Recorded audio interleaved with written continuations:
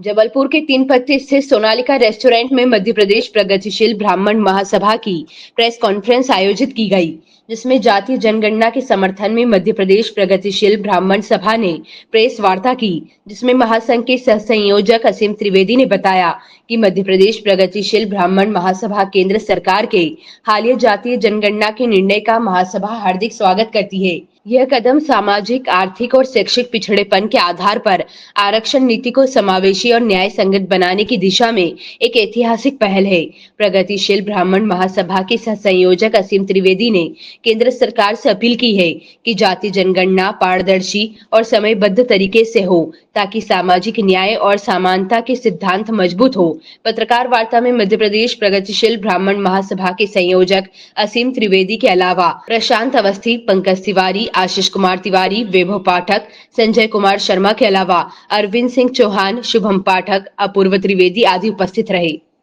आज मध्य प्रदेश प्रगतिशील ब्राह्मण महासभा ने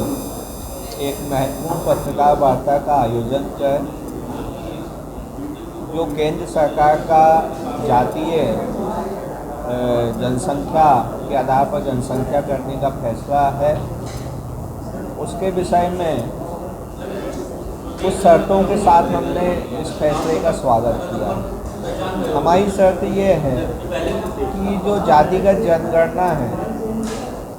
ये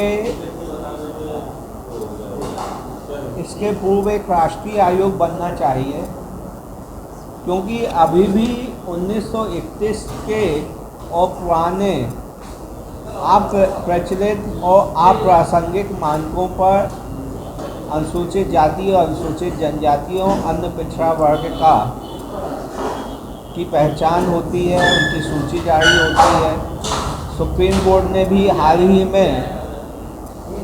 ST/ST में क्रीमी लेयर को बाहर करने का फैसला किया है। तो इस फैसले के पहले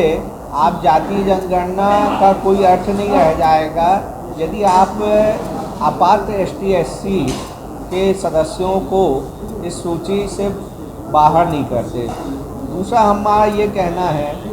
कि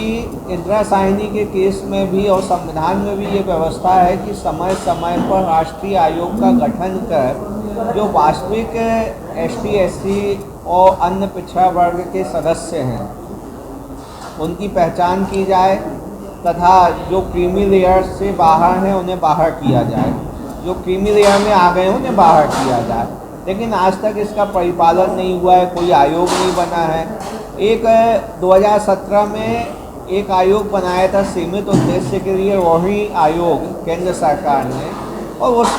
आयोग की रिपोर्ट भी बहुत चौंकाने वाली। उन्होंने कहा कि अनुसूचित अन्य पिछड़ा वर्ग की जातियों के संबंध में था। उन्होंने कहा कि अन्य पिछड़ा वर्ग कि 3% जातियाँ ही पूरे आरक्षण का लाभ ले रही और 37% को तो अभी तक लाभ ही नहीं मिला। ये वास्तविक स्थिति बताता है कि जातीय समीकरण, जातीय जनसंख्या तब तक जो है पूरी तरह से अप्रासंगिक है, उसका कोई अर्थ नहीं निकलेगा जब तक आप नवीन मानकों से पहले उसमें छटनी ना करें। और जो मूल जो है, जिनके पास आज तक आरक्षण ना पहुंचा है, उनकी पहचान की जाए, उनको आरक्षण का लाभ दिया जाए, क्योंकि आरक्षण संविधान में कोई अनंत काल की व्यवस्था नहीं है। तो सर्वोच्च न्यायालय की भी मंशा है कि समय समय पर राष्ट्रीय आयोग बने।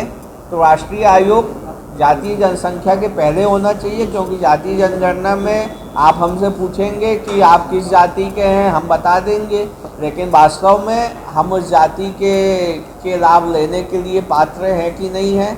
इसका जब तक वैज्ञानिक रूप से निर्धारण नहीं होता, संवैधानिक रूप से निर्धारण नहीं होता,